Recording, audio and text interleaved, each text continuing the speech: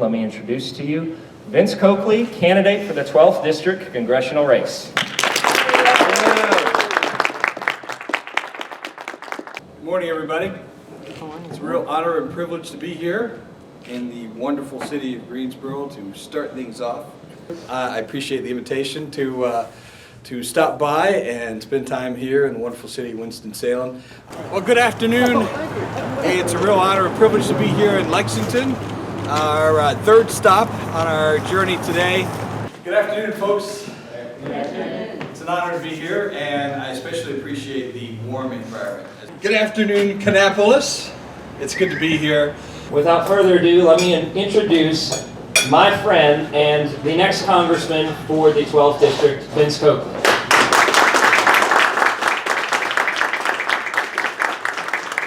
Thank you. It's a real honor and privilege to be here. This is a great way to end the day. This has been an extraordinary day. I've connected with some wonderful people, and I am very encouraged here at the end of the day just to look back and all of the relationships that have been started, the relationships that have been strengthened, the vision that has been cast, and we're hoping to continue to do that same thing this evening. I don't really need to introduce myself to most of you, I assume, because of my familiarity through television, through radio, and media in this area.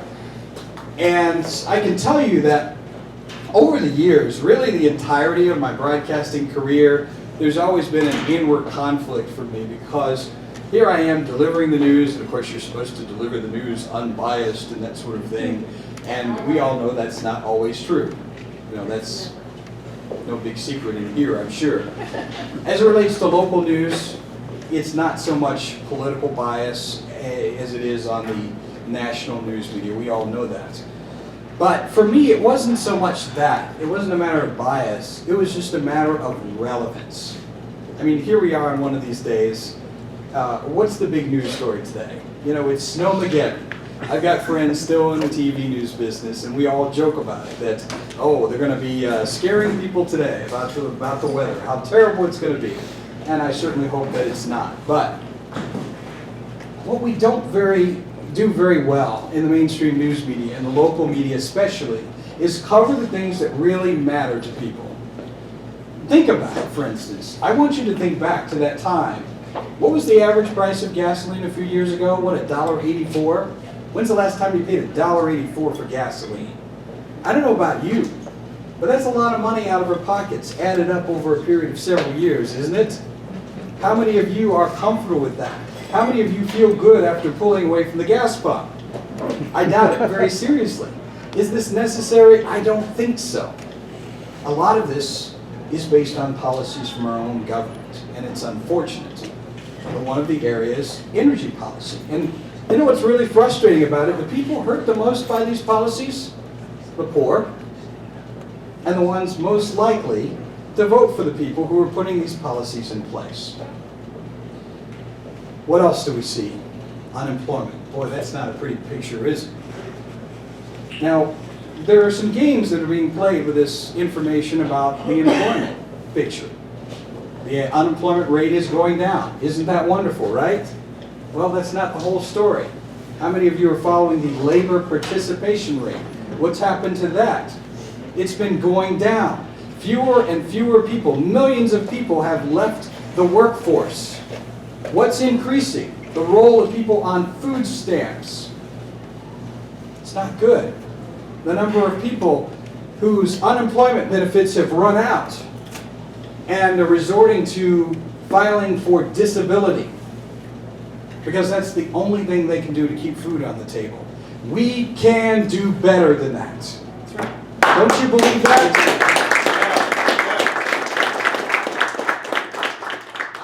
To believe the most important conversation that we need to have now is about immigration reform or about unemployment benefits. Why don't we talk about getting this economy going so we can start generating jobs for the American people? Jobs! That's what we need. I was talking about this earlier today, the fact, and unfortunately this is not widely reported, but it's reality. what we are experiencing now that's being called a recovery is actually not as good as the previous president's recession. Did you know that? But the unfortunate thing is, we as a country are being conditioned to accept things that are not acceptable. It's not acceptable to have lost millions of jobs and not have a path forward to recover those jobs. This is the kind of thing I've been watching, and it grieves me. It grieves me not just because these are facts and figures. I know some people. I know people who are struggling to make ends meet, to put food on the table. I know people in that place who've experienced this over a period of a year, 2 years. Where is their hope? What's their future in finding jobs and opportunities? And a good part of the problem is problems that are created in Washington, D.C. And I'm talking about regulations. I'm talking about micromanagement. You know, one of the intriguing things that's been taking place is a shift of wealth. You know, we hear all of this talk about income inequality. You want to talk about what causes income inequality? Government policy creates income inequality.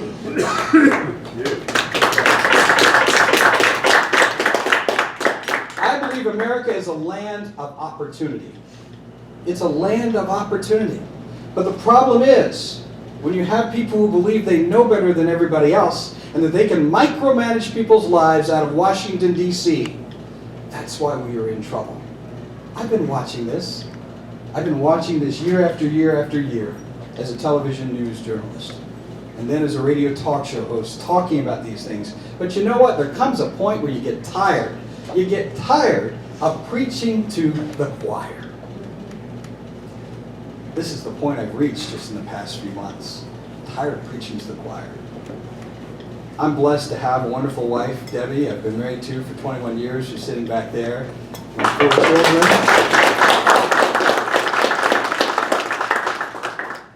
My 4 children, Jerry, Andrew, Brandon, and Giselle.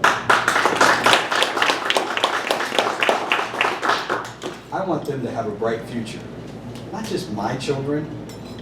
You know, if you read the Constitution, the very first part of the Constitution doesn't just talk about right now. It talks about our posterity. It's our posterity. What are we leaving as a posterity to our children? Mountains of debt. And this is why I came to the point where I realized I need to step up to the plate to be a messenger. To be a messenger for freedom. Because that was the idea behind what we put together. Freedom, a strong economy, and jobs. The wellspring is freedom that creates the opportunity for a strong economy and jobs. I'm not running on a Democrat agenda. I'm not running on a Republican agenda. I'm running on a freedom agenda.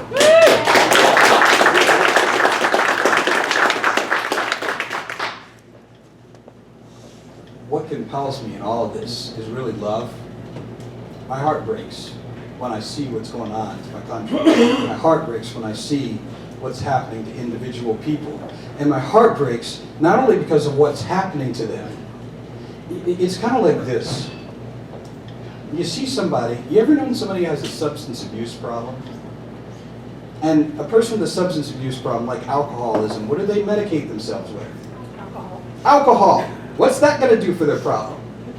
I want you to know, folks, we've got people who have been fed poisonous policies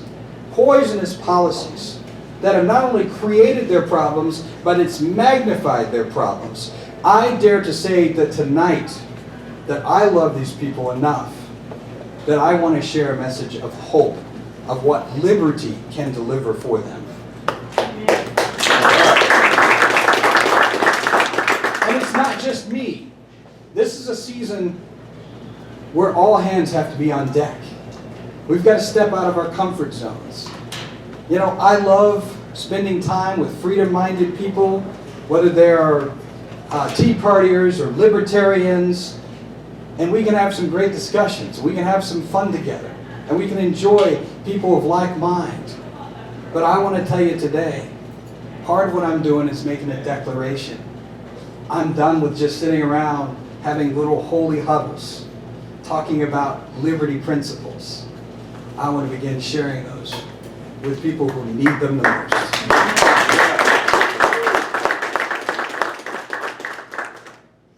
It's for all these reasons that I've made the decision that now is the time for me to step up to the plate, to become a candidate to represent North Carolina's 12th district in Washington.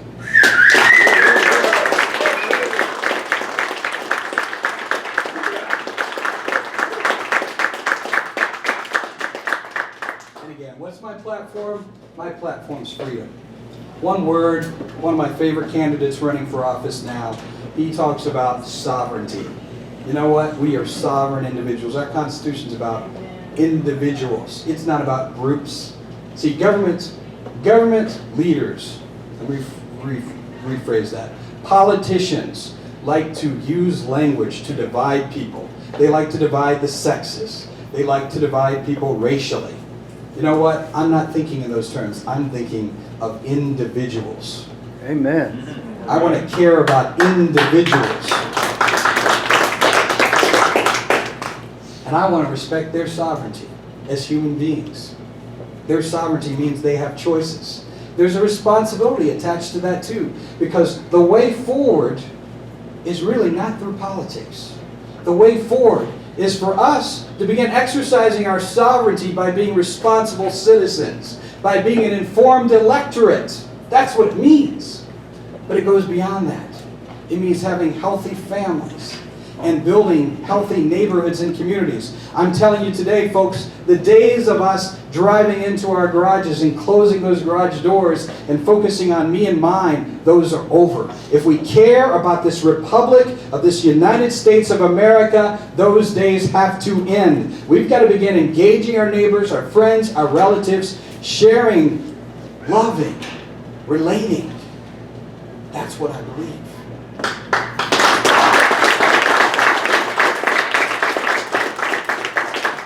Because when you have healthy citizens, you have healthy communities, then we begin addressing the most pressing issues that we face in our society.